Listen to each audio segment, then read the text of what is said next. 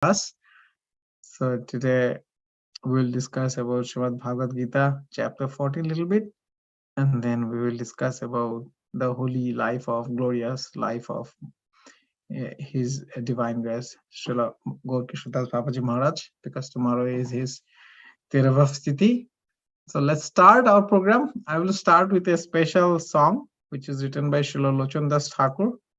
It's a very beautiful song, and we can actually sing that song together.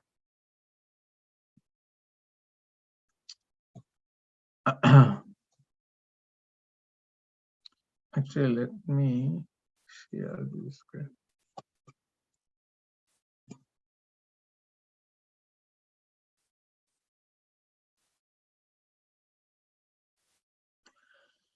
So this song, the title of this song is Avatar Shar Gora Avatar. So it goes like this: Avatar Shar Gora Avatar. Kenona Bhojili Tare Kori Nirevash Galona Piyash Apono Koromo Fere. So all essence of all avatar, all incarnation is Gora Avatar, avatar incarnation of Sri Chaitanya Mahaprabhu. Why you have not worshipped him? Kori Nirevas Galona Piyas Apono Karama Fere. Because of your bondage to the activities or actions you are doing, you are residing in your home and you are not bereft of material enjoyment. You still have thirst, you still have inclination to do material enjoyment. কণ্টকেরও তরু সদাই সেবিলি মন অমৃত পাইবারে আসে প্রেম কল্পতরু শ্রী গৌরাঙ্গ আমার তাহারে ভাবিলি বিনে.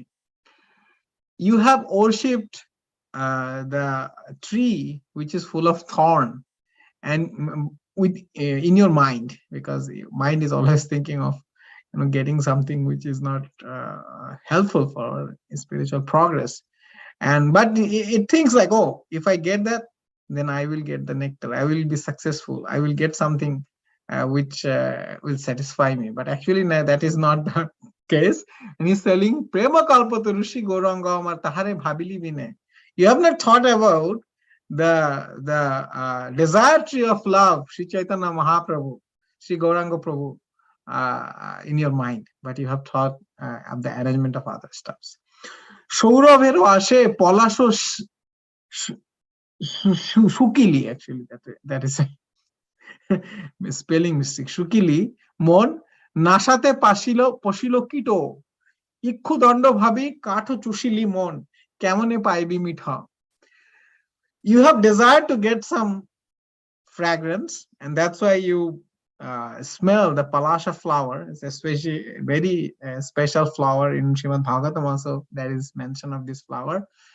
But when you have smell the fragrance or try to smell it, you got actually insect inside your nose. And that is the problem of the material world, right? Any enjoyment comes up with some kind of dissatisfaction, too much endeavor like that. Ikkudando bhabi, kata chushili, you are chewing the wood by considering it as a sugar cane. But you think like, by chewing that wood, you will get the taste of sugar cane or the sweetness. But how can that be possible? So our situation is like that. Haro bolia golai porili mon samano kinkaro sap. Kinkar means the servant. So somebody is actually wearing the something as necklace, but actually he is wearing the necklace of desire, which is like a snake. Shitolo bolia aguno pohaili mon paili bajro tap tapo. So you think like you are cold, that's why you are actually trying to get some warmth or some kind of enjoyment. You are thinking like, oh, I am very cold, or I am not getting enough to enjoyment. But actually what you are getting, you are getting like very severe intense fire. You are thinking, no, if I go near to fire, then my coldness, my winter will go away. It's not like that. It actually becomes more intense. The fire will give you more pain. Samsara bhojili Shri Gauranga bhulili na shunili sadhuro kotha.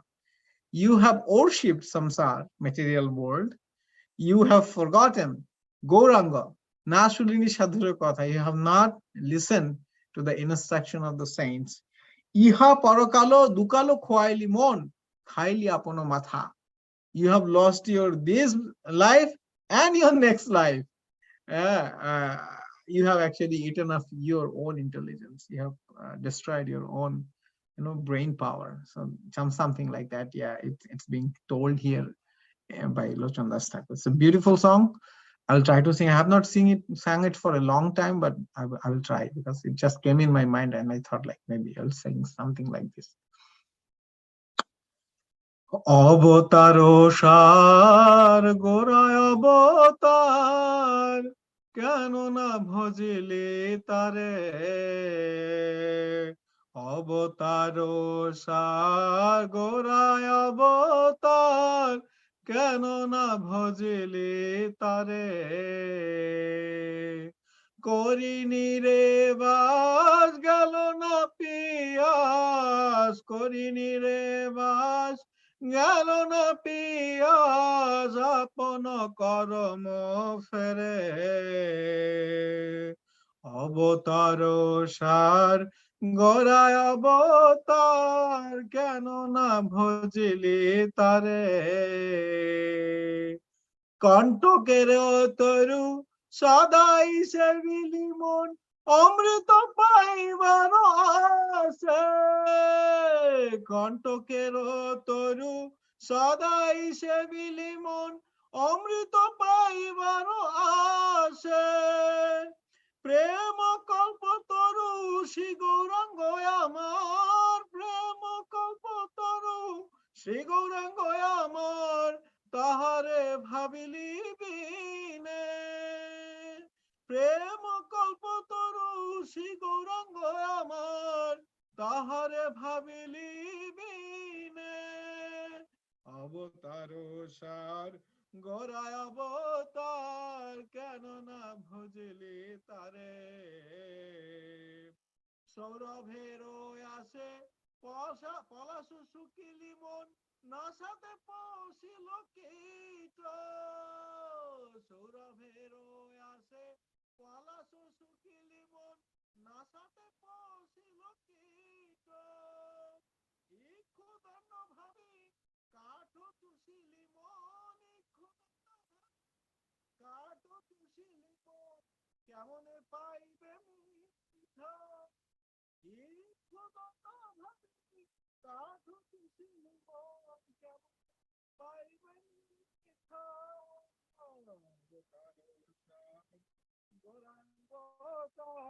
কেন না ভজলি তারে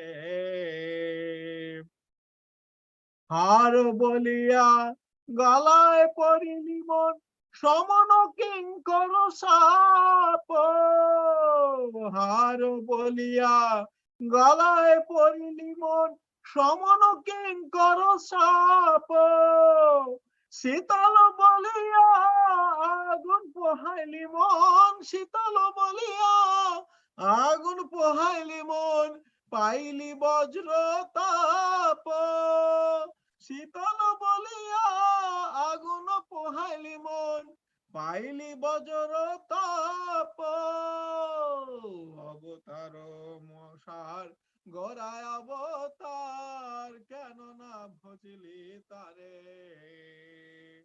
সংসার ভজিলি শ্রী গৌরাঙ্গ ভুলিলি না শুনিলি সাধুর কথা সংসার ভজিলি শ্রী গৌরাঙ্গ ভুলিলি না শুনিলি সাধুর কথা ইহ পরকাল দুকালো খোয়াইলি মন দুকালো খোয়াইলি মন খাইলি আপন মাথা ইহ পরকাল দুকালো খোয়াইলি মন খাইলি আপন মাথা অবতার সার গড়ায় অবতার কেন না ভজলি তারে করিনি রে বাস গেল না পিয়াস করিনি রে বাস গেল না পিয়াস আপন কর্ম ফেরে অবতার সার গোরায় অবতার কেন না ভজলে তারে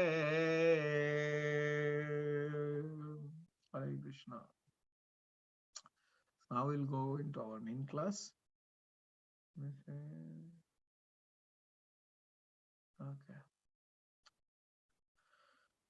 We'll start with the Mangalachan prayer here, the standard Mangalachan prayer.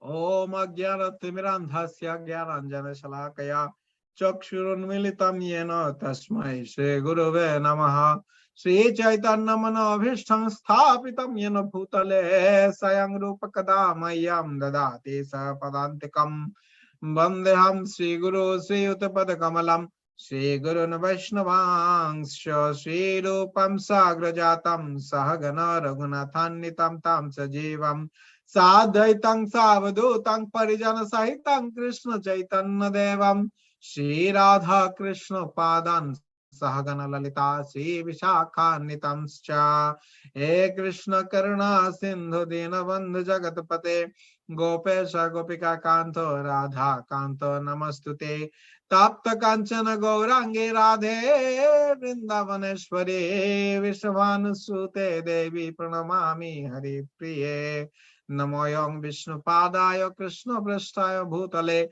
Srimate Bhakti Vedanta Swaminiti Namine Namaste Sarasate Deve Gauravani Pacharine Nirvishesha Shunyavadi Paschatya Deshatarine Vanchakalpatarubhyascha Kripa Sindhubhayeva Patitanang Pavanebhyo Vaishnavebhyo Namo Namo Jaya Shri Krishna Chaitanya Prabhu Nityananda Shri Advaita Gadadhar Sivasadi Gaur Bhakta Vrinda Hare Krishna Krishna Krishna Hare Hare Hare Rama Rama Rama Hare Hare Mukhaṁ karoti vachalang pangam langayate girim Yatkripatamaham Vande Shri Guru Dinataranam Paramananda Madhavam Shri Chaitanya Ishwaram Deyam Sada Paribhavagna Vishtadoham Tirthaspadam Shiva Virinchinutam Saranyam Bhittarthipalam Pranatipalam Bhittarthaham Pranatipala Bhavabdipotam Vande Mahapurushat Charanaravindam Vande Mahapurushatam Purushate Charanaravindam Tyakta Sudustuja Shurushpitarajya Lakshmin Dharmishtra Aryavachasa Yad Agad Aranyam Maya Mrigam Daitam Ispitamanya Dhavad Vande Mahapurushate Charanaravindam Vande Mahapurushate Charanaravindam Hare Krishna. Thank you for those devotees who have joined. So we'll start our discussion with Srimad Bhagavad Gita, reading from Srimad Bhagavad Gita. But my discussion will, the major portion of the discussion will be around Srila Gaura-Kishora Babaji Maharaj. So let's start Bhagavad Gita sharing. Okay, I hope that you can see my screen. So I will start. Maybe we have like another two devotees, Meera Mataji and Ruby Mataji are there. So you also can read 5 each. So let me start first. Om Namo Bhagavate Vasudevaya, Om Namo Bhagavate Vasudevaya, Om Namo Bhagavate Vasudevaya. Chapter 14, the 3 modes of material nature. This is our chapter for this month till November 8th, and then I think the chapter 12 starts from the afterward. So this is 3 modes of material nature. So Bhagavad Gita is divided into 3 portions. If you consider 3 types of knowledges are elaborated in 3 sections. The first 6 chapter elaborates about karma yoga shataka or karma yoga, the process of engaging your work in Krishna's service, or converting the work you are doing for Krishna's pleasure. And then the middle section is the pure devotional service, bhakti shataka, where you know about the supreme absolute truth, and it also describes the process how you can actually directly serve him. And then the last 6 chapters actually discuss about the knowledge aspect, like Jnana Shataka or Jnana section, where you know about different opulences of the supreme absolute truth, or the relationship between the supreme absolute truth and the different entity. It's not that like the Gyan Shataka is only talking about Gyan. It also talks about Bhakti, but it is more of Gyan, of knowledge of different elements than the other portions of Srimad Bhagavad Gita. So this part is actually mainly about the Jnana part, where you understand the three modes of material nature, and by that you can identify where you are situated and how you can progress, and what are the benefits when you actually progress, what kind of experience you go through when you progress. Anyway, so that's why the big Gaura-Chandrika means like big preface. So three modes of material nature. The Supreme Personality, text 1. The Supreme Personality of Godhead said, "Again I shall declare to you this supreme wisdom, the best of all knowledge, knowing which all the sages have attained the supreme perfection. By becoming fixed in this knowledge, one can attain to the transcendental nature like my own. Thus established, one is not born at the time of creation or disturbed at the time of dissolution. The total material substance called Brahman is the source of birth, and it is that Brahman that I impregnate, making possible the births of all living beings, O son of Bharata. It should be understood that all species of life, O son of Kunti, are made possible by birth in this material nature, and that I am the seed-giving father. Material nature consists of three modes: goodness, passion, and ignorance. When the eternal living entity comes in contact with nature, O mighty Arjuna, he becomes conditioned by those modes." Okay, so Meera Mataji, you can read next 5 verses if you can. Hare Krishna. Hare Krishna. O sinless one, the mode of goodness, being purer than the others, is illuminating, and it frees one from all sinful reactions. Those situated in that mode become conditioned by a sense of happiness and knowledge. The mode of passion is born of unlimited desires and longings, O son of Kunti, and because of this, the embodied living entity is bound to material fruitive actions. O son of Bharata, know that the mode of darkness born of ignorance is the delusion of all embodied living entities. The results of this mode are madness, indolence, and sleep, which bind the conditioned soul. O son of Bharata, the mode of goodness conditions one to happiness, passion conditions one to fruitive action, and ignorance covering one's knowledge binds one to madness. Sometimes the mode of goodness becomes prominent, defeating the modes of passion and ignorance. O son of Bharata, sometimes the mode of passion defeats goodness and ignorance, and at other times, ignorance defeats goodness and passion. In this way, there is always competition for supremacy. Thank you, Mataji. Will Mataji please read from 11 to 15, if you can. Prabhu, you have to pull it up then. I still have to take 10. There is a Okay, lag. now thank you.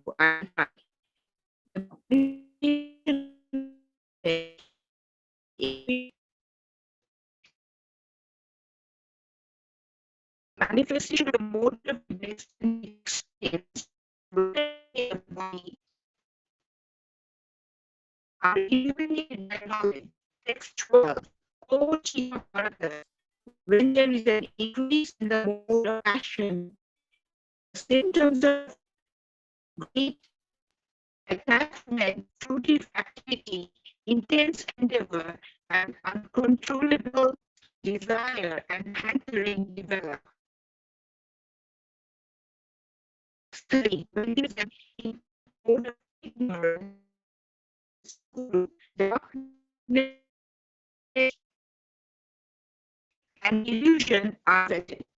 16. When one dies in the mode of goodness to the pure higher planes of the great sages.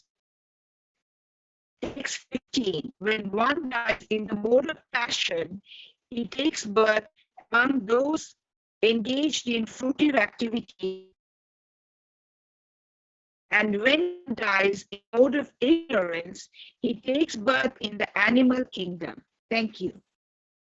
Thank you, Mataji. Hare Krishna. Hare Krishna.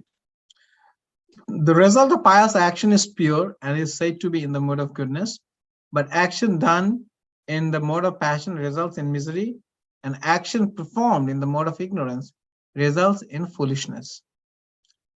From the mode of goodness, real knowledge develops. From the mode of passion, greed develops. And from the mode of ignorance, develop foolishness, madness, and illusion. Those situated in the mode of goodness gradually go upward to the higher planets. Those in the mode of passion live on the earthly planets, and those in the abominable mode of ignorance go down to the hellish worlds. When one properly sees that in all activities no other performer is at work, then these modes of when one properly sees that in all activities no other performer is at work, then these modes of nature, and he knows the Supreme Lord who is transcendental to all these modes, he attains my spiritual nature. When the embodied being is able to transcend these three modes associated with the material body, he can become free from birth, death, old age, and their distresses, and can enjoy nectar even in this life. Meera Mataji, please go ahead. Arjuna inquired, "O my dear Lord, by which symptoms is one known who is transcendental to these three modes? What is his behavior? And how does he transcend the modes of nature?" Text 22 to 25. The Supreme Personality of Godhead said, "O son of Pandu, he who does not hate illumination, attachment, and delusion when they are present,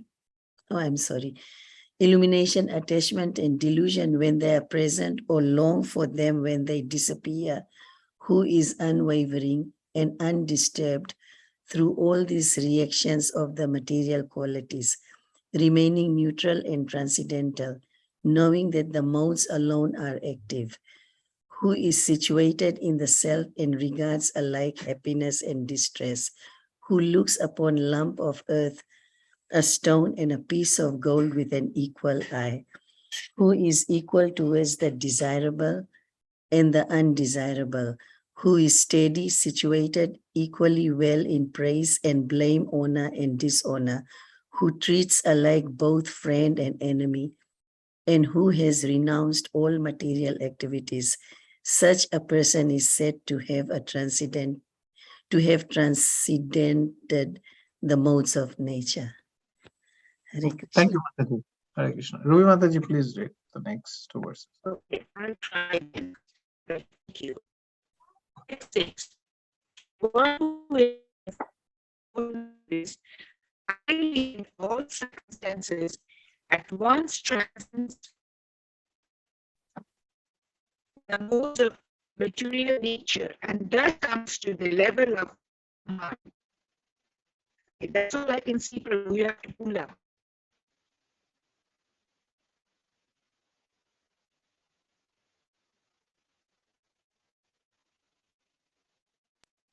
Yeah, I already did Mataji. Do you see them? Oh, I don't see it. Maybe you can read now then.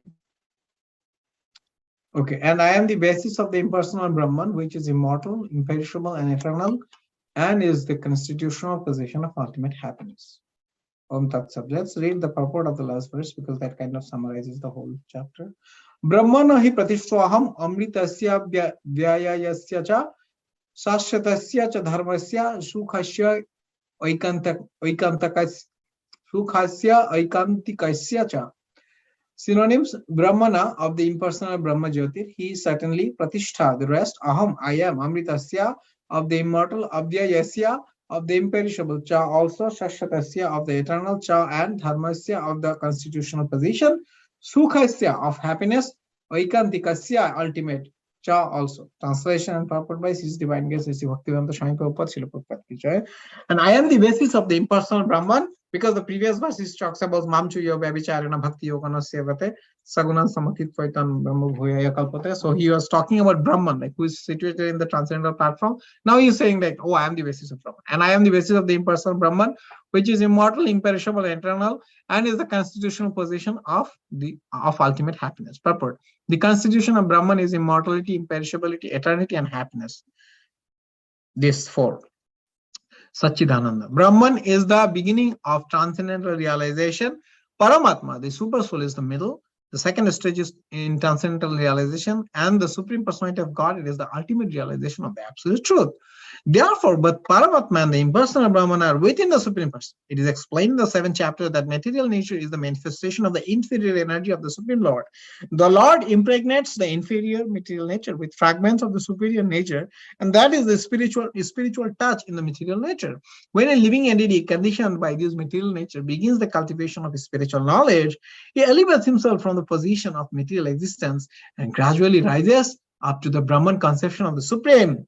This attainment of the Brahman conception of life is the first stage in self-realization. At this stage, the Brahman realized person is transcendental to the material position, but he is not actually perfect in Brahman realization.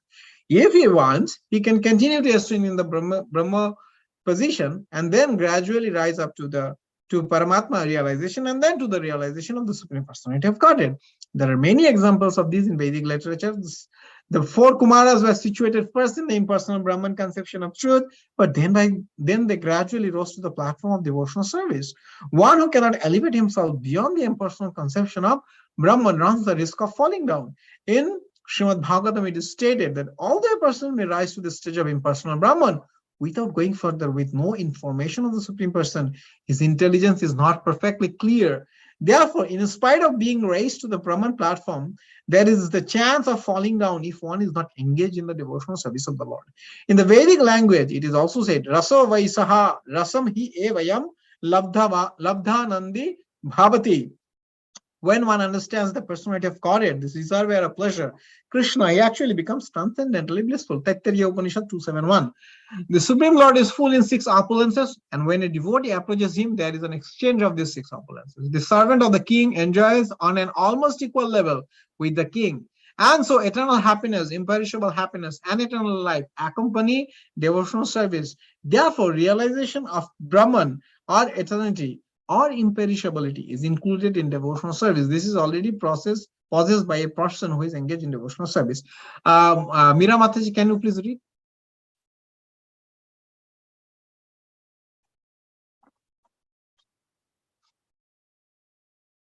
You can?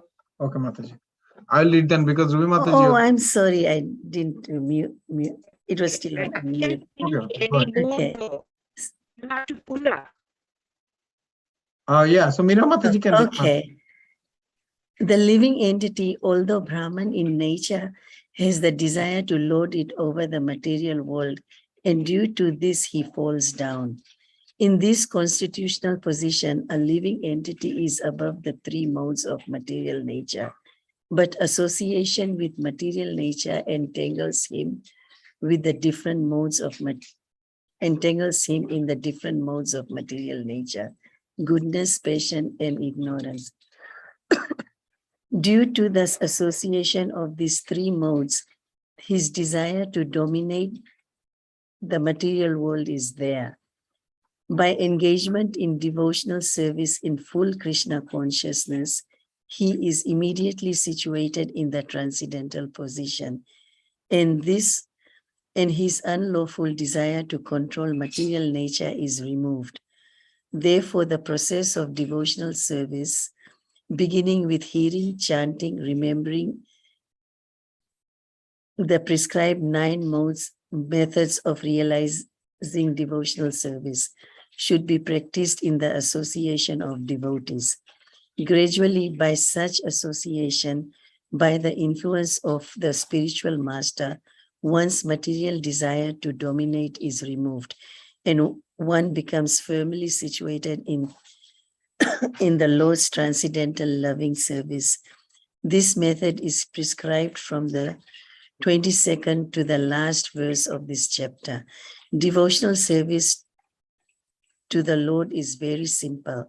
One should always engage in the service of the Lord, should eat the remnants of the foodstuffs offered to the deity, smell the flowers offered to the lotus feet of the Lord, see the places where the Lord had his transcendental pastimes, read of the different activities of the Lord, his reciprocation of love with his devotees, chant always the transcendental vibration Hare Krishna, Hare Krishna, Krishna Krishna, Hare Hare, Hare Rama, Rama Rama, Hare Hare, and observe the fasting days commemorating the appearances and disappearances of the Lord and his devotees. By following such a process, one becomes completely detached from all the material activities. One who can thus situate himself in the Brahma Jyoti or the different varieties of the Brahman conception is equal to the Supreme Personality of the Godhead in quality. Hare Krishna. Thus in the Bhakti Vedanta purport of the 14th chapter of the Srimad Bhagavad Gita in the matter of the three modes of the material nature. Thank you, Master. Beautiful reading. So I'll just go, in quick succession because I want to speak about his divine guest, Srila Gaura-Kishora Babaji Maharaj. So in this chapter, Lord Krishna is explaining the modes of material nature, because it's very important to understand the modes of material nature and why to understand, because we don't want to be entangled by the modes of material nature, because modes of material nature condition us to stay in this material world from Abrahma Bhuvana Loka Punarjanma Tirna Arjuna Napnubanti tu Konteya Mamupetya tu Konteya Punarjanmana Vidyate. From the highest planetary systems of Lord Brahma to the lowest planetary systems, everyone is going through this birth, old age, death, and disease cycle. No one can spare it. However, somebody who has taken shelter into the lotus feet of the Supreme Lord, he can cross over this. So this material nature is called Trigunatmika. Means like it has three guna. Guna means modes, qualities, and which are controlled by Mother Durga in her avatar as Maya Devi. There are two types of Maya. One is Yoga Maya, one is Mahamaya. So as Mahamaya, she is in charge of this material world. As Yoga Maya, she is charge of the spiritual world. So Yoga Maya is the original entity, and this Mahamaya is a reflection of that original entity, which is spoken in Brahma Samhita. So it's very difficult to cross over this, and that's why in the 7th chapter we see that verse comes, right? Daiviyesha hi gunamaya mamaya duratya mamaiva eva prapadyante mayam evam taranti. 714, I guess. That this is very difficult to cross. Now, to cross it also, we need to identify where we are situated. Like some people are situated in mode of ignorance. They are like lazy. They don't have any push to do anything. They are just thinking like, okay, sleeping, eating, drinking, laziness. These are the goal of life. Some people are driven by, some material goal, result oriented. Especially the place where we are living, it is actually driven by mode of passion. Everybody has a goal. Everybody is trying to achieve beyond what they have achieved so far. Everybody is trying to excel in whatever they are doing. So this is mode of passion. And then mode of goodness, the problem is mode of goodness that the people are happy. They are enlightened also. They have knowledge about themselves. They have knowledge about higher goal. However, they don't have that, the push to go or serve the Supreme Lord, because they think like, oh, whatever condition I am in, I am good. I don't have to actually do something extra. They don't have that enthusiasm, I would say. So everybody is now somehow or other bound. However, the quality of mode of goodness is that it is illuminating. Eventually, if you come in touch with a very exalted personality, you can easily take devotional service or easily thrive. But mode of passion, it not is always the case, because it's not easy to get rid of the entanglement of fruitive activities. It's not easy. That's why those who are in mood of goodness, they actually go to the higher planetary system, Maharjana Taposatya. These are the higher planetary systems. Those who are in the mood of passion, they stay in the middle planetary system, Bhur, Bhuva, Swa, these three planetary systems. And then those who are in mood of ignorance, they go lower, because the lower planetary system, they have like, ghastly way to enjoy the material nature, which is not good. So these are, explained by Lord Krishna. And then he gives that, Arjuna is very interested to know how one can actually cross over this mode of in different modes of material nature, because everything is conditioning. However, mode of goodness is better. And then when you transcend the mode of goodness also, by serving the Supreme Personality of Godhead, then you can actually go to the higher platform, which is the spiritual platform. And then Lord Krishna explains that the spiritual platform can be divided into three categories, or he actually talks about Brahman, but Prabhupada actually in the purport he elaborates is that the Brahman means actually three categories. One is that Brahman impersonal form, one is the Paramatma, the super soul, and the third is the Bhagavan form. And he quotes like every line is actually a verse from Srimad Bhagavatam or Bhagavad Gita. Every line, if you read like like this verse, the four Kumaras are situated in the. This is coming from the third canto, 15th chapter, where the verse comes. Anyways,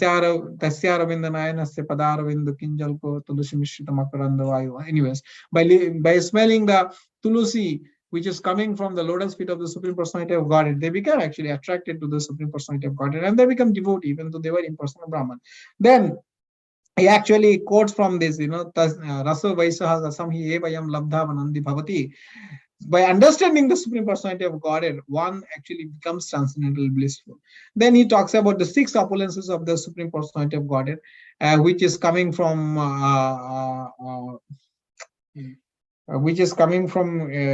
Parashar Samhita, where Parashar Muni actually defines that Aisharyasya Samagrasya Jasasya Jnana Vairagya Virya Shannama Bhagamgana. He actually quotes that verse.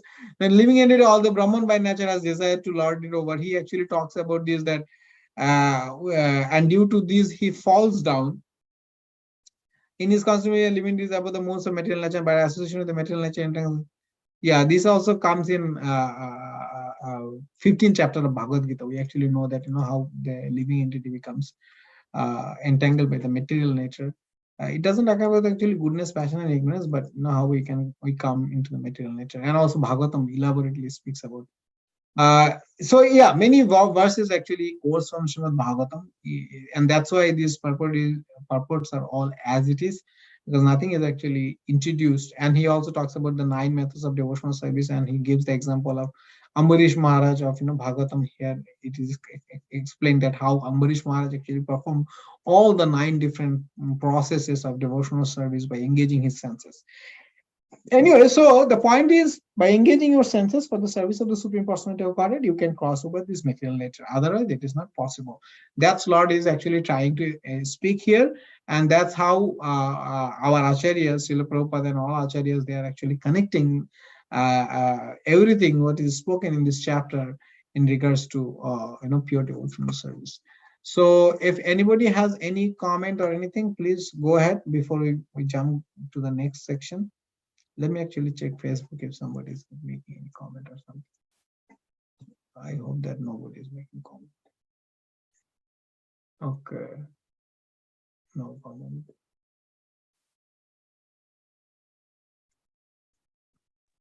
Okay. Oh, Hare Krishna, Prabhu. Hare Krishna, Mataji, yes, go ahead, please. I was just, I'm having a little bit difficult in understanding this concept. Chapters 22 to 25, when somebody is indifferent to gain and loss and distress and happiness, it describes a lot of thing. So if one is indifferent to anything, won't like happiness and distress, won't ought to judge others or not, won't one become robot? Incompassionate, not lovable, that person doesn't feel anything. Excellent point, Mataji. Wow, this is very good point. Yes, Vaishnavas are always compassionate. So that is not a Vaishnava quality. If you are apathetic, you are not touched by the distress of others.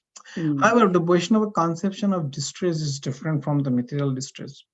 I will give you an example, my personal example. Once my uncle, very like my own uncle, very close to me, and he asked me that why ISKCON as a society is not actually establishing hospitals or schools or doing some kind of benefactor activities, so-called benefactor activities to the society, because many spiritual organizations, especially the Christian missionaries and others, they do a lot of this kind of activities, and then the general populace, they become very attracted to it.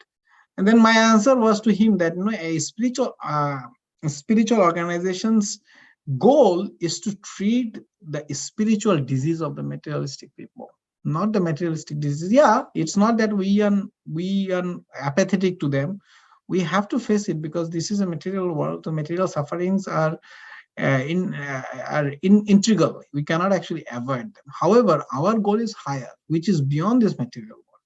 You can actually treat someone with yeah, when someone is sick, definitely we need to treat them, but that treatment is only confined to this body level. When this soul leaves this body, then that body is of no use. So the treatment should be that which will stay with him even after he leaves his body, birth after birth. So in short, we are not apathetic. The point is, like, we are our Vaishnavas, they actually think the best way to treat someone or help someone. That is not available in any other organization. In the material world, everybody is trying to treat the dress, but Vaishnavas are trying to treat the person who is behind the dress or inside the dress. Now, regarding your point that we should be apathetic, why we should be actually, no enemy, no desire, no longing for anything. The point is, this material world has these things, dualities. The duality means like Dandha Samas. In Bengali or Sanskrit, there is a Samas. Like, I don't know whether you're familiar. Samas means like a conjunction of two words. It becomes one phrase, and there are different types of Samas. Like some Samas means something else other than the word itself. Like Shashadhar. Shashadhar means somebody who is holding the moon on his head, but that means actually Lord Shiva. He is holding it. So neither Shashi or neither Dhara. These two are not the meaning of the word. Shashidhar is someone else. Dandha Samas means there will be two phrases who will have equal weight, like husband and wife. This is Dandha Samas. Similarly, sorrow and happiness. This is the Dandha Samas. Attachment and delusion. This is the Dandha Samas. So this material world is full of these dualities. One time you are happy, next time you are sorrow. One time you are attached to something, next time you become, delusion by that attachment. Like, it becomes too much. And then one time you are in danger, and then another time you feel like safe. So this material world is like that. Those who are trying to go above these modes of material nature, they think like, okay, this is actually all temporary. This happiness is also temporary. This sorrow is also temporary. Like Prahlad Maharaj is speaking to his friends that, whoa, why you are actually aspiring for happiness? Have you ever aspired for sorrow?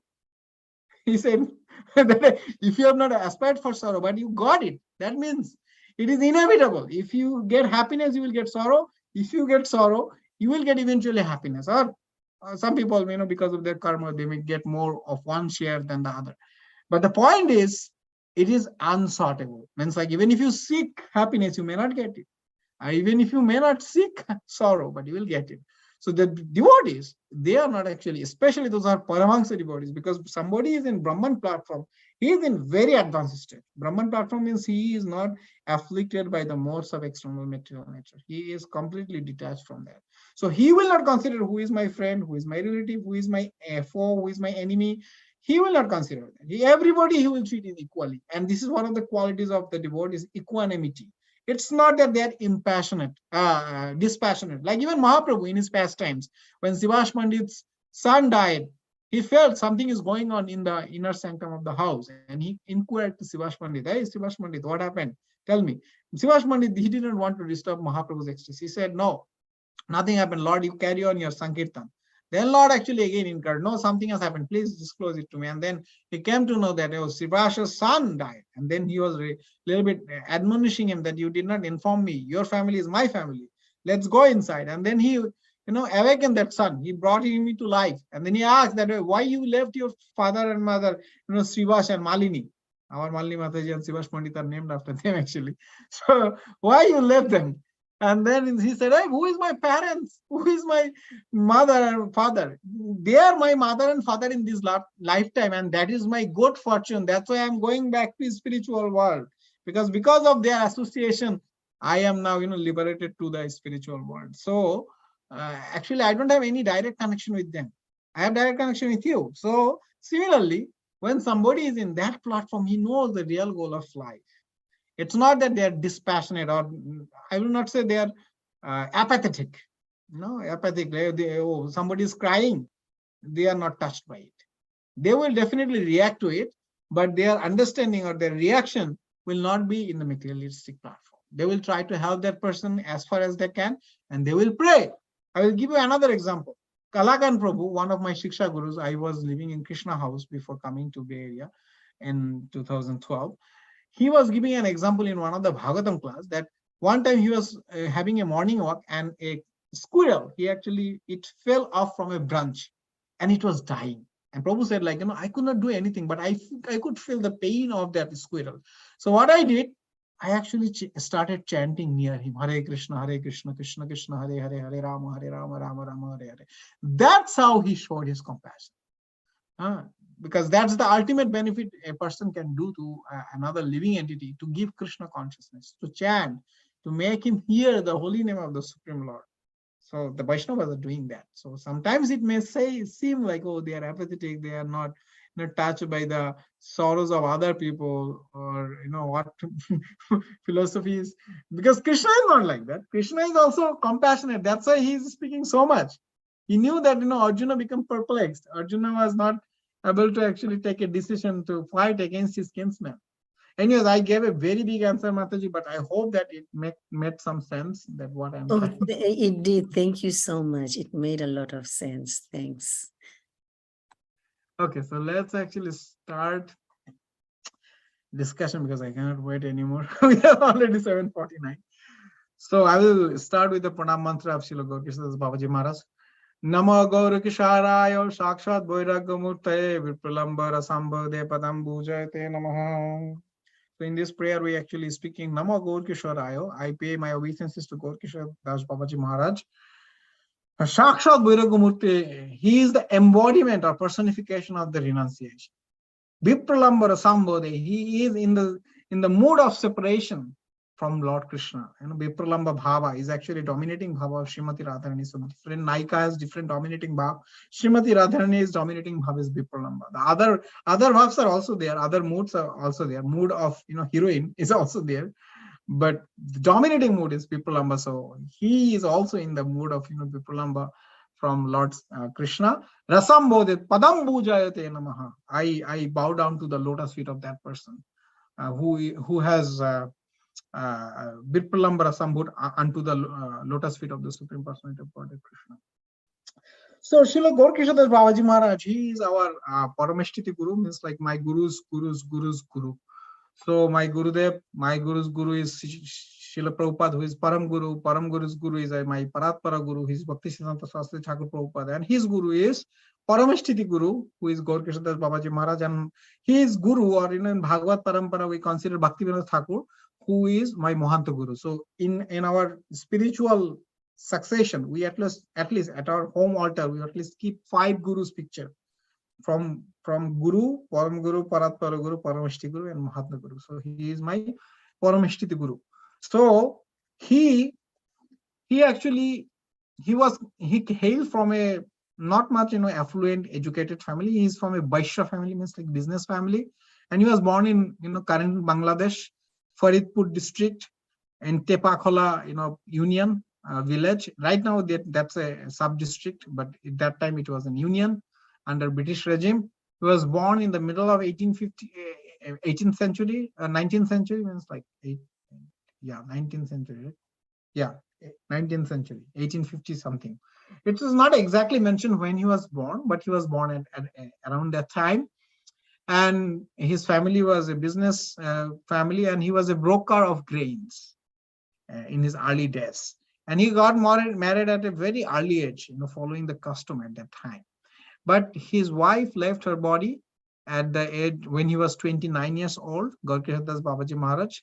His name was Bamsi at that time.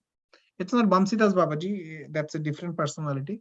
But this is Srila Gaura-Kishora Das Babaji Maharaj's name was also Bamsi. So when his wife died, he left his home and he went to Sri Vrindavan Dham, and he took shelter unto the lotus feet of his divine grace Bhagavad Das Babaji Maharaj, and he took Vesha or Babaji Vesha, which is a perfect renunciate Paramahansa Vesha from him. And Bhagavad Das Babaji Maharaj happened to be the spiritual disciple of Srila Jagannath Das Babaji Maharaj. So in that way, he has a direct connection with Srila Jagannath Das Babaji Maharaj. So in our Diksha Parampara, if we go through our Diksha, because our Guru Maharaj is a direct disciple of Srila Prabhupada. Srila Prabhupada is a direct disciple of Bhaktisiddhanta Saraswati Thakur. Bhaktisiddhanta Saraswati Thakur is a direct disciple of Gaura-Kishora Babaji Maharaj. And then Gaura-Kishora Maharaj, Babaji Maharaj is a direct disciple of Bhagavad Das Babaji Maharaj. And his Guru is a direct disciple of, his Guru is a direct disciple of Jagannath Das Babaji Maharaj. So in that way, just bypass the Bhaktivinoda Thakur, we get the initiation in a chain, not the Bhagavad chain, but Bhaktisiddhanta Saraswati Thakur Prabhupada actually established our Bhagavad chain, which actually, anyways, I don't want to go into that detail. So Gaura-Kishora Das Babaji Maharaj took initiation, and he spent 30 years in bhajana, in secluded, completely secluded sadhana or worship of the Supreme Personality of Godhead in Sri Vrindavan Dham, in different places, in different villages, as a completely mendicant, completely dependent on the mercy of the Vrajavasis and the Supreme Personality of Godhead. So this was his mood, and he got direct teachings from Bhagavad Das Babaji Maharaj, who was also a Paramahansa Vaishnava, was one of the topmost Paramahansa during that time in Sri Vrindavan Dham. Now, in the later part, when Srila Bhaktivinoda Thakur, with the help of Srila Jagannath Das Babaji Maharaj, by the way, I am talking a lot of information.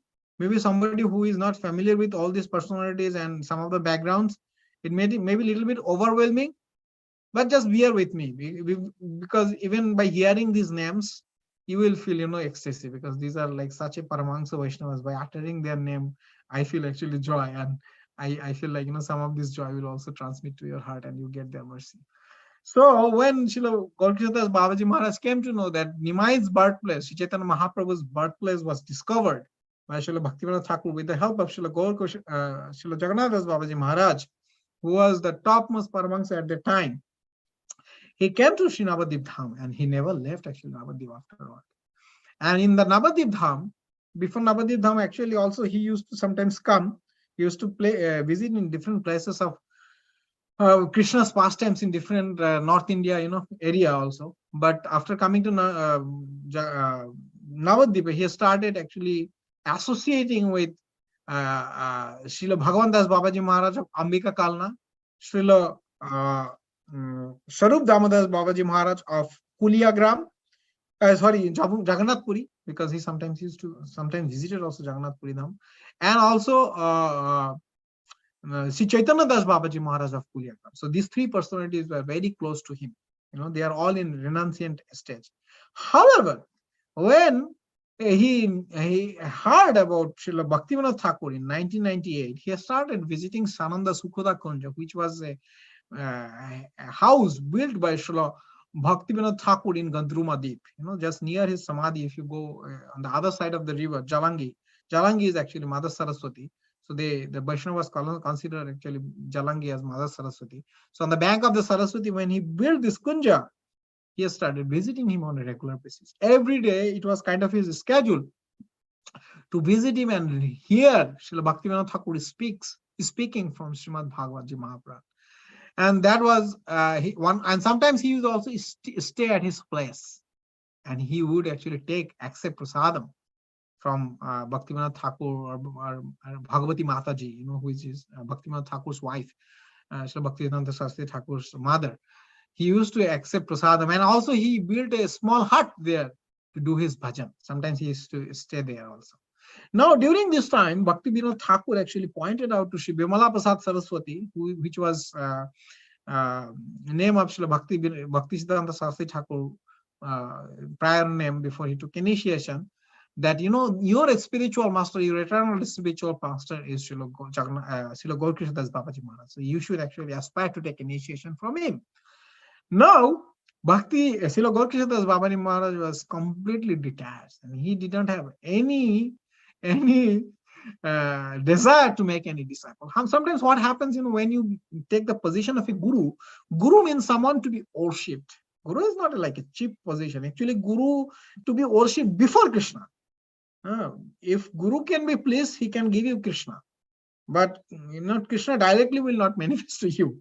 It's not possible. So guru is more important to a disciple or a practitioner. Even a Siddha person also who has perfected, he also considers that everything comes from the mercy of his spiritual master. Just like we see in the life of Srila Prabhupada, he always account his successes to his spiritual master, Srila Bhaktisiddhanta Saraswati Thakur Prabhupada.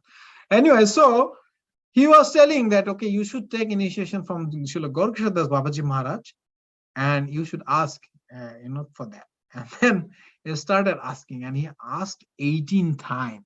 And each time, Srila Gaura-Kishora Das Babaji Maharaj made one excuse or other. In fact, it came to the point that he wanted Srila Bhaktisiddhanta Saraswati Thakur, Bimala Prasad Saraswati, he approached Bhaktivinoda Thakur that, you please give some recommendation or request him on my behalf, please, to give him initiation to me. Now Bhaktivinoda Thakur said, these are Paramahansa Vaishnavas, they are independent.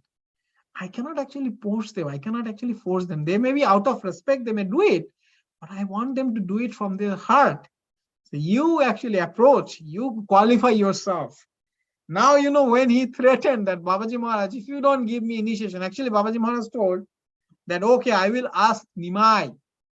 If he allows me, if he says, okay, if it is okay to give initiation to you, I will give. But if he doesn't do that, I cannot. Then he, inquired next day, did you actually ask Chaitanya Mahaprabhu? And did he permit you to give initiation? Then he said, no, I forgot to ask. And then he said, okay, I will then take a dip in the Ganges and I will leave my body. And then Gaura-Kishora Das Maharaj was very convinced that, okay, he is a genuine, seeker, so I should actually give him mercy.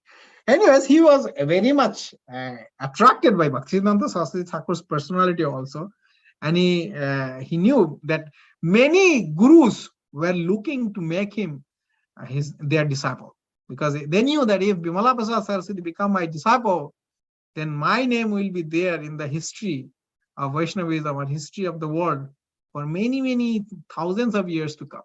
But Gaura-Kishora Das Babaji Maharaj was so reluctant. He never considered he can make him as disciple. But because of his sincerity, he gave it up. And he gave him the name Sri Varshobhanavi Devi Dvaita Das. Means Sri Varshobhanavi is Srimati Radharani. Dvaita means her beloved, most beloved, Das. That means he is Krishna's Das. Such a beautiful name. And that's why in one of the prayers, we say, Sri Varshobhanavi Dvaita Kripadhaya Krishna Sambandha Vijnano Daine Prabhave Namaha. This is one of the pranam mantras of Srila Bhaktisiddhanta Saraswati Thakur Prabhupada. Anyway, so then when actually this incident happened, it happened around 1900. In one of the articles, Srila Bhaktisiddhanta Saraswati Thakur Prabhupada, he was actually accounting this incident. He was telling that I was so puffed up by my knowledge, by my erudition, by my scholarship.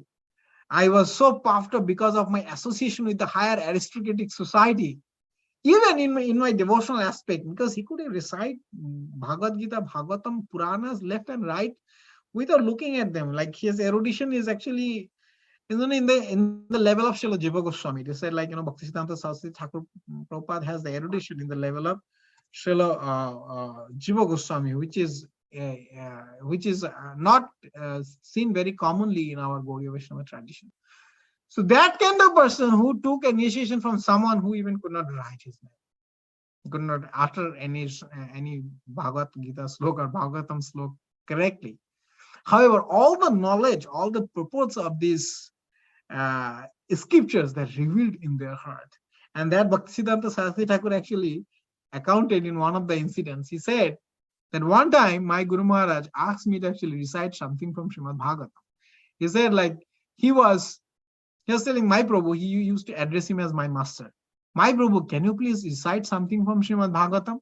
And he recited some beautiful slok. He did not exactly mention which slok, but he recited some slok. Most likely it is from 10th canto or anything. Bhagavatam, any slok is actually equivalent to Krishna's ultimate pastimes. We don't know it, but it can be revealed to the heart of the pure devotees. So he recited, and then he said, okay, give some commentary on this verse. And he gave a commentary on that verse also. After a while, Srila Gaura-Kishora Babaji Maharaj said, you gave such a beautiful commentary, such kind of knowledge, such kind of erudition can be revealed in the heart of a pure devotee of Lord Chaitanya Mahaprabhu. So you are a very advanced pure devotee. Then he said, okay, actually, these verses can be also interpreted in this way. And he gave a commentary which actually shook Bhaktisiddhanta Saraswati Thakur. He said, This is a commentary even Lord Krishna Chandra cannot actually give. It's only can Srimati Radharani or Sri Chaitanya Mahaprabhu can give commentary of that stature. It's such a deep, and he was just mesmerized by the understanding of Srila Gaura-Kishora Babaji Maharaj. And that is the power of pure devotion.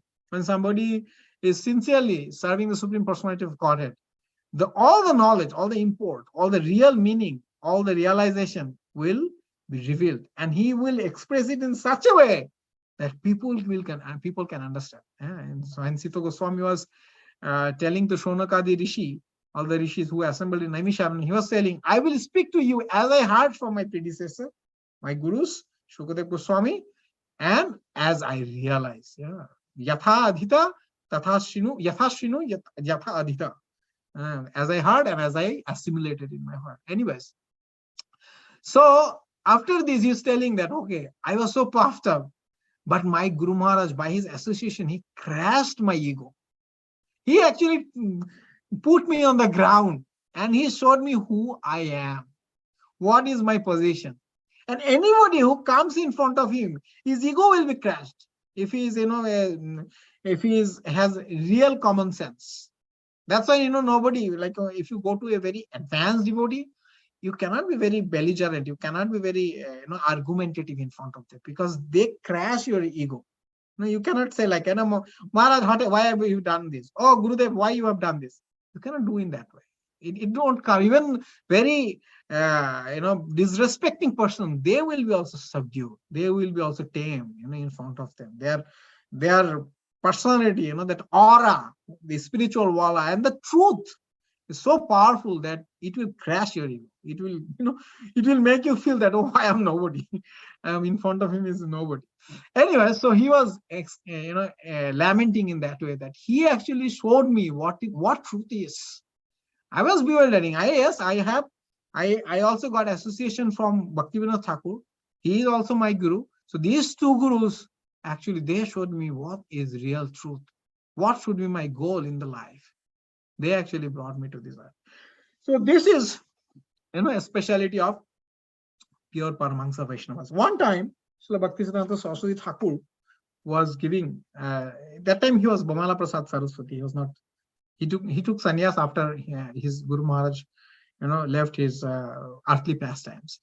So Bimala Prasad Saraswati was giving a discourse about Srimad Bhagavatam, and he was explaining that, Mahapurusa, that Sarva Yonishu Konteya, no, not that verse, it is actually this chapter verse, that Ye Yathama Pushyantis, anyways, that Paramahansa Vaishnavas, Uttama Bhaktas devotee, definition. Anyways, I will give the Chaitanya Charitamrita verse, which is also equivalent verse. It says like, Mahapurush dekhe sthavar jangam, taha taha hoy tar Sri Krishna smaran, sthavar jangam dekhe na dekhe tar mukti, sharvatra hoy nij ishta deva spurti. Yeah, that verse also comes in Yome Pashyati Sarvatra Sarvang Chamai Pasyati Tasyaham na pranashvati sacha me na pranashvati. That is, I think, 630 verse. And then Bhagavatam verse is also there. That anyway, so the Paramahansa devotee, wherever he sees only the presence of his Ishtadev. He doesn't see anything else. He doesn't see like, oh, it is like earth, it is a tree, it is a human body, it's an animal body. No, he sees only presence of Krishna. So when he was giving the definition, he was explaining some of the qualities, and then suddenly he stopped. Suddenly he stopped. He said, what do you speak of these qualities? If you actually look at my Guru Maharaj, my Gurudev, Paramahansa Sreshta, Srila Gaura-Kishora Das Babaji Maharaj, you will see all those qualities are manifesting in his body, in his activities, in his actions. You don't have to actually look it in the book, because sometimes I feel like, oh, it is impractical. Right, the Kripalu Akrito Dho Satya Sarasama, that there's 26 qualities, actually 24 qualities are mentioned in Srimad Bhagavatam. On top of the 2 extra qualities are mentioned by Sri Chaitanya Mahaprabhu in Sanatana Shiksha. These 26 qualities are Vaishnava Abhushan, the garlands, the ornaments of a Vaishnava. So he was telling that you don't have to look it here and there. Just look at my Guru Maharaj. And suddenly, when he was speaking about that, he saw that his Guru Maharaj is present in the assembly. He was listening to his lecture. And when he saw that, and when he was paying obeisances in his mind, he immediately, Gaura-Kishora Babaji Maharaj just stood up and immediately left the assembly. Because this is another Vaishnava quality. The Vaishnavas, they don't want to hear their glorification. They want to hear the glorification of the Supreme Personality of God only. So he just immediately left. And then Bimala Prasad Saraswati, he just appreciated the qualities of his Guru Maharaj. Anyway, so that's one of the incidents. Another incident is Srila, it was very stormy night in Navadip, and Srila Bhaktisiddhanta Sastri Thakur was actually doing his Shatakuti Nama Yagga in Mayapur Yogapit, where you see that Yogapit Panchatattva temple, Mahaprabhu's birthplace. And Srila Gaura-Kishora Babaji Maharaj in Kuliagram, which is the other side of the river, Navadip, currently known as Navadip town, where Dhameshwar Mahaprabhu and other temples are situated. Chaitanya Saraswati, they are situated there on the other side of the Ganges. This side is Mayapur and ISKCON temple, and then this Chaitanya Gauriya Math, these are this side. So it was a deadly night. There was no ferry to cross over the Ganges, and Ganges is very streamy over there, very strong current over there, and it's very wide. And that time it was wider, it was actually bigger, and there was no ferry. And I had a chance to swim in the Ganges, and I was afraid, because the current was so fast, it was actually pulling me away from the shore. Anyways, so he just came in the night, dead night, in the very stormy, rainy season. He just came to Srila Bimala Prasad Saraswati. At that time he was Varshavani Devi Devita Das to visit him, and he came to see him, my Prabhu, master. And then Bimala Prasad Saraswati, he inquired that, Guru Maharaj, how could you actually come here? Because there is no ferry in the Ganges. There is nobody there to help me. Somebody was holding my hand all throughout the way, and he actually brought me here. Then Bhaktisiddhanta Saraswati Thakur was looking here and there and looking for that person who was helping him. And he couldn't find anyone. He said, who is that somebody? Oh, somebody was definitely there who actually lords over this place. Yeah, and he was just, smiling, chuckling, he was just teasing him. And by that time, he actually lost completely his vision completely. In, I think, 1908, he lost his vision completely. But he could, he did not have any material vision. He has only spiritual vision. He was living in the eternal Leela of Lord Krishna and Srimati Radharani as a servant, as a Gunmanjari. So he did not actually care what is happening externally. So by the insinuation, Sri Varshavani Vidavita Das, Bhaktisiddhanta Saraswati Thakur could understand this is none other than Sri Chaitanya Mahaprabhu. The way he was actually implying that person, that who personally hold him and cross over the Ganges, make him cross over the Ganges at that stormy night, which was impossible in any other means. Even in at this time also, if you want to cross Ganges in a stormy night by a boat, it will almost impossible. But even modern vehicles may not be adequate for some of the situations, but by Krishna's mercy, but Mahaprabhu's mercy, was completely surrendered to them, so they actually made the arrangement. So this is another pastimes where his special glories were actually manifested. Another pastime is like that. One time from Bengal, so Bengal was like East Bengal and West Bengal. East Bengal is Bangladesh, currently known as Bangladesh. West Bengal is Navadip, and West Bengal, that Calcutta and other things. Yeah. So one person from East Bengal, he was a very big Jamindar, very opulent personality, very knowledgeable person from a Brahmana family. He actually visited Gaura-Kishora Babaji Maharaj, and he came with his friends, and he was always in ecstasy. Yeah, he was like, pretending that he cannot actually hold himself. So somebody has to carry him, and tears would always roll out from his eyes. He was always sometimes shivering, sometimes, faltering his voice. So all types of sattika vikars, the ecstatic symptoms were manifesting in his body. And now the person who accompanied him, he came to Babaji Maharaj and he said like, oh, this is that person who comes from this place and from this kind of background. And he is such a detached person. He doesn't bother about anything. He just wants to associate with Paramahansa Vaishnavas. And that's why we came to here, because we want to understand the esoteric nature of Chaitanya Mahaprabhu and Ramananda Rai Sangbad. Because in Chaitanya Charitamrita, the most esoteric teaching, not the the experience of it, most esoteric experience is explained in Antalila, but the teaching which is explained in Rai Ramananda Sambhava, Madhya 8th chapter, there it is very deep. Like, what is the goal of, ultimate goal of a spiritual person, like somebody who is following the path of spirituality? What is the ultimate goal? That is explained very vividly. So he wants to understand some of the concepts, the teachings. So he wants to understand it from, or listen it from a very advanced soul. So this person, the accompanying friend, is explaining that this Jamindar is so elevated. Just a fortnight ago, a thief, broke into his house and took away 45,000, rupees. At that time, 45,000 rupees, 120 years back. You can understand that the value of that. Maybe it's 45 million at that, right now, or for maybe at least 4.5 million, at least. That's my understanding. At least 1,000 times. So that was stolen, but he doesn't bother. He said, like, oh, it's nothing. 45,000, 1,000 times will be 45 million. 100 times is 4.5 million. Anyways, so he's telling that I don't care. I just have one thing in my life, that is devotion to Krishna.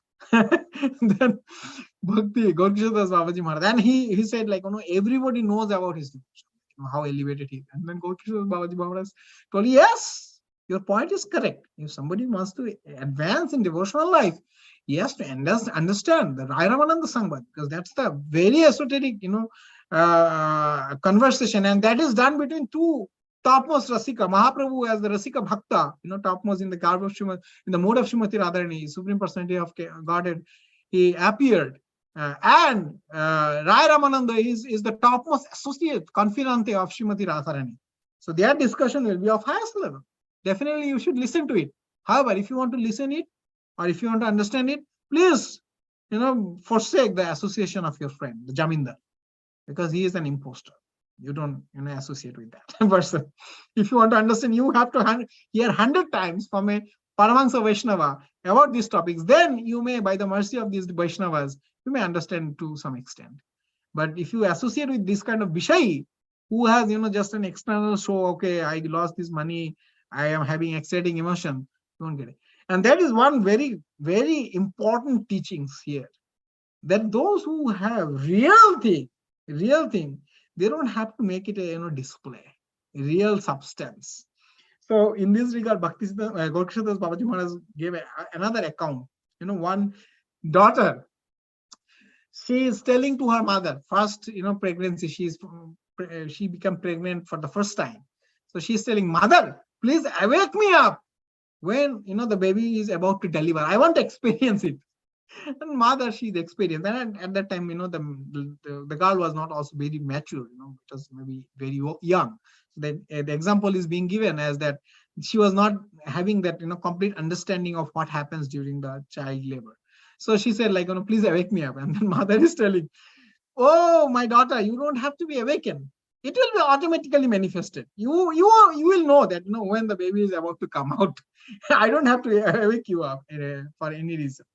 So this is the the purport here, that when this is genuine, you cannot actually conceal it inside. It will automatically manifest. But when you are going here and there and go and display that, oh, I am in a very Paramahansa stage, that is condemned by Sri Chaitanya Mahaprabhu and his associates.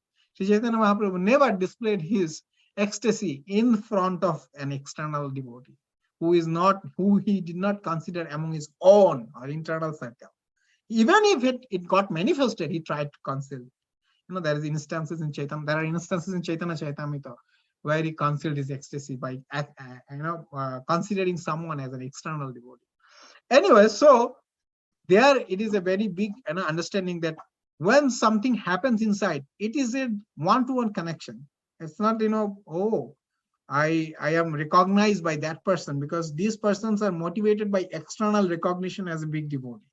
But those who are already a big devotee, they don't seek for any recognition, because they know that Krishna Chandra sees me. He knows who am I, what to do with what other people are thinking about me. I don't bother about it. So this is another instance where Gaura-Kishora Babaji Maharaj was showing the real purport of ecstasy, or showing, very advanced level of godly realization, or manifestation of ecstatic emotions towards the Supreme Personality of Godhead. Then, another instance where that the famous pastimes, how Srila Gaura-Kishora Babaji Maharaj has passed his unwinded his earthly pastimes. So what happened? He was when he was leaving his body. Actually, we should not say, because his body is also transcendental body. It's not like a normal body like us, like which is meant to be actually eaten by or burned by fire or put into mud. But their body is transcendental, because in that body Krishna resides and manifests himself. So when he was unwinding his pastimes, he was crying very like with emotions, or very pitifully, that that, oh, my life has gone in vain. I could not actually get Krishna in this lifetime. What will happen? What will happen in this life? Okay, before going to that, okay, maybe we'll conclude, because 8:19. So I want to hear something from you, if you want to actually share something. Oh, so he's telling that, no, I have nothing to actually. I have achieved nothing in this lifetime. I don't have any Krishna bhakti, and that is the topmost quality of Gauriya Vaishnavas, or the Vaishnavas in general who are following Srimati Radharani, that Premer Shabhav Jaha Premer Sambandho Shei Mane Krishna Mora Nahi Prema Gandho. The person who has a real loving relationship with the Supreme Personality of Godhead, he doesn't consider that he has it. He says that, I don't have it. So by following that, that mood of Srimati Radharani, Gaura-Kishora Babaji Maharaj, who is the topmost renunciate, who is also considered the second incarnation of Raghunath Das Goswami. His renunciation can be only matched by Srila Raghunath Das Goswami. Raghunath Das Goswami's renunciation can be matched with only Gaura-Kishora Das Babaji Maharaj. These two personalities are the epitome of renunciation in our sampradaya. Anyway, so he was telling that I don't have any love for Krishna. I couldn't achieve it in this lifetime. And he was, crying profusely and lamenting and pitifully asking for forgiveness and asking for their blessings, that, please bless me so that I get some love in my next life. And when I leave my body, please tie my legs with rope and drag my body in a bullock cart, or something around the Navadvip area. By the dust of Navadvip area, my body will be purified, and maybe I will get some special benediction from Supreme Personality God of Shri Krishna Chaitanya Mahaprabhu. So that was his mood.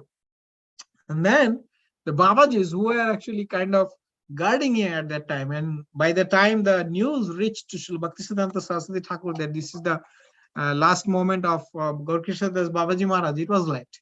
And he reached there when Babaji Maharaj already entered into his eternal pastimes.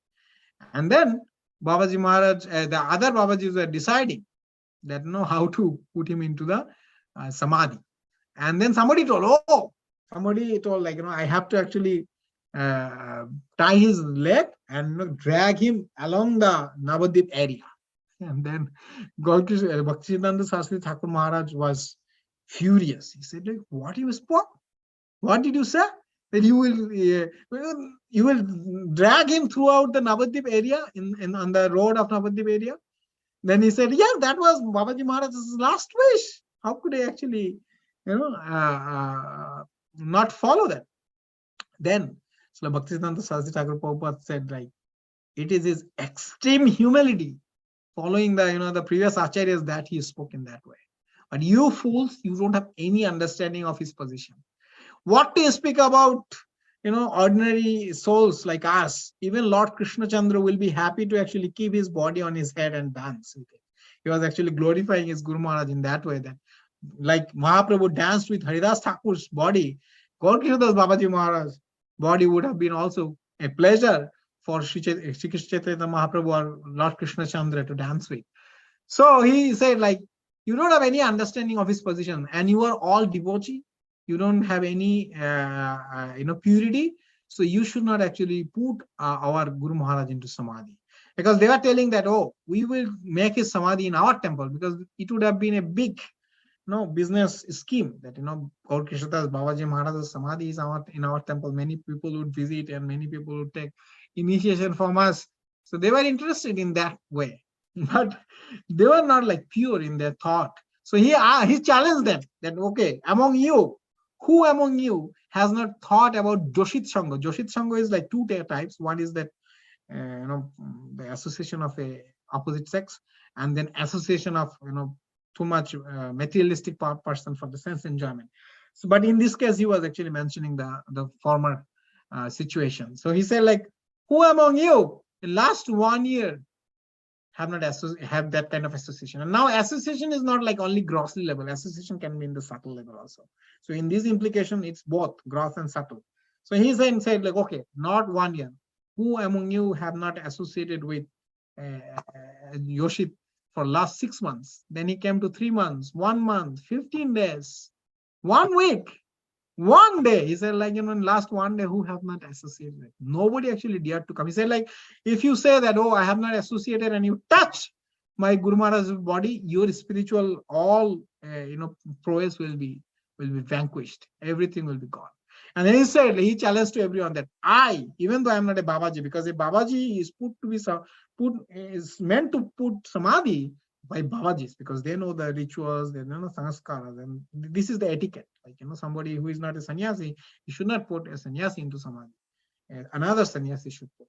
Anyway, so he was telling, even though I'm not a Babaji, but I am brahmachari by the mercy of my Guru Maharaj and my Guru Varga, Srila Bhaktivinoda Thakur, I am able to keep my celibacy very strictly. That he says lion guru. So I and also I am his disciple, only disciple. He did not actually claim that before. He first said, like, the purity part, and then he said, like, I also, as a disciple, it's my also responsibility to make sure that my Guru Maharaj is taken care properly. So, and then he actually took his body and actually put him into samadhi. And now if you go to Chaitanya Math, where Bhaktisiddhanta Saraswati Thakur Samadhi Mandir is there, on the other side, near the Govardhan and Radhakunda, which is the eternal place of Srila Gaura-Kishora Babaji Maharaj in his service as Gunamanjari to Shri Radha Madhav, he resides there eternally. And so that's another insinuation what is his eternal identity. So yeah, so these are some of the glories of Gaura-Kishora Babaji Maharaj.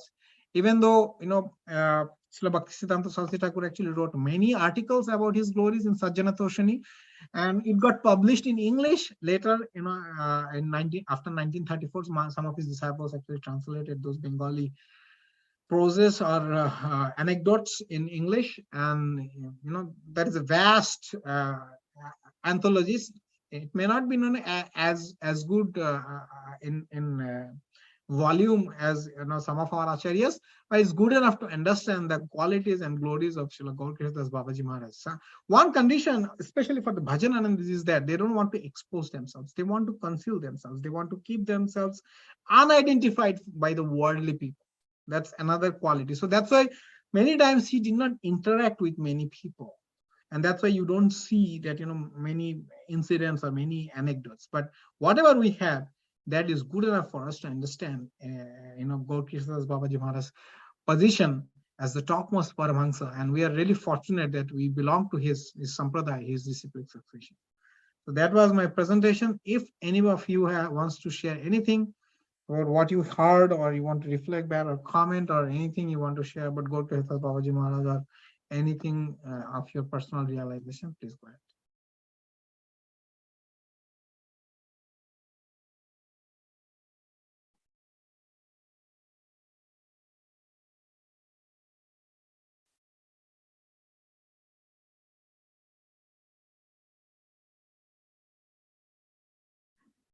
Okay, I think there is no question in Facebook. Let me see whether there is any question in or realization in YouTube. But in the meantime, you can go ahead if you want.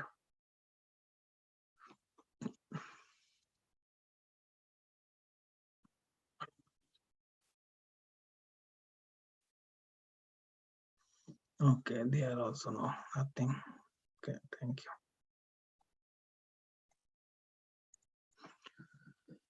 If not, yeah, thank you, Ruby Mataji, for attending, and also Meera Mataji, you have been very attentive listener, and even though I was expecting that there will be no audience, but I think few of you have joined, so that's good.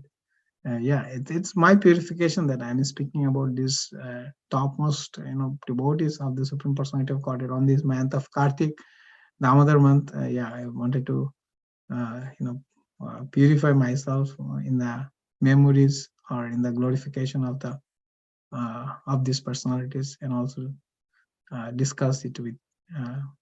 Yeah, it's not like I cannot actually glorify them enough, or they cannot be actually, because they are also infinite, like the Supreme Personality of Godhead. But at least if by glorifying them, some of those qualities which are which I appreciate, can be blessed. Can I be blessed with them? Because when you hear us and these glorifications and some of the qualities you really appreciate, by their mercy, it gets manifest in your heart. You get a special inclination to cultivate those qualities, and you get their mercy from them also. Like every individual acharya, they have their own style, own specialty. It's not that every acharya will be same. No, in our guru vargas also, you will see some guru vargas are outspoken, some guru vargas are like very soft speaking, some are more into kirtan, some are in book distribution, some are in relishing the pastimes of the Lord. So everybody has their own special qualities, but the main thing is like they are all surrendered to their guru, to the Supreme Personality of Godhead. And if we appreciate one of these qualities or some of these qualities, we may actually, by their blessings, we can get some of these transferred to our heart. So that's my goal. Yeah. Anyway, so we are, I think 8:30. So if we don't have any other question or realization or comment, then we'll just chant Hare Krishna Mahamantra 3 times, after Prabhupada Pranam Mantra and Panchatattva Mantra, and then we'll do Vanchakalpataru.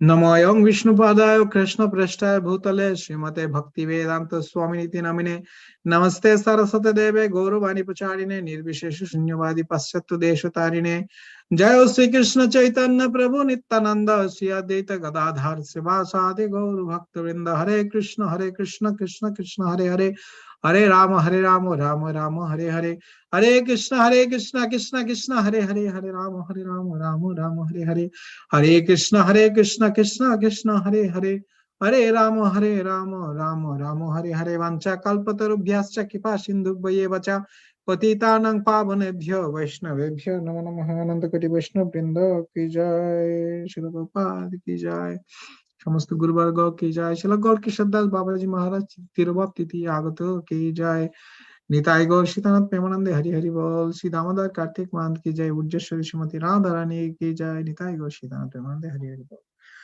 So I will close the session now. Please forgive me if I have spoken something which is not in regards to the teachings of our predecessors or acharyas.